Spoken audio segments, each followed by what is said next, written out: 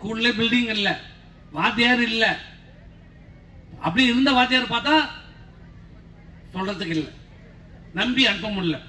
இந்த ஆட்சியில பிள்ளைகளை நம்பி ஸ்கூலுக்கு அனுப்ப முடியல. ஸ்கூலுக்கும் பரவாயில்ல, மழை பள்ளி கூட அனுப்ப முடியல, கிண்டர் கார்டன் ஸ்கூலுக்கு கூட அனுப்ப முடியல. 1வது படிக்குது 2வது படிக்கிற பொண்ணு கூட பாலியல் தொல்லை. இன்னைக்கு இந்த ஆட்சியில டெய்லி பேப்பரும் டிவியும் திறந்தா எது இல்லையோ அங்க பெண் கற்பழிப்பு.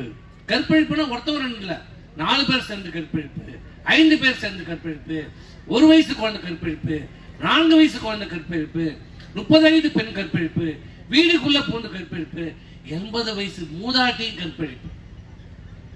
யாருமே இந்த ஆட்சியை விட்டு வைக்கல. யாருக்கு இந்த பாதுகாப்பு இல்லை. கேட்டா என்ன எல்லாம் அப்பான்னு நினைக்கிறாங்க. யாரடா அப்பான்னு சொல்லுவாங்க? மானங்கட்டத்தனமா இருக்கு. பிறந்த குழந்தை பெண் குழந்தையா இருந்தா பிறந்த குழந்தையிலிருந்து மூதாட்டி வரைக்கும் எல்லாருமே அம்மான்னு சொல்லுவோம். இது கலாச்சாரம்.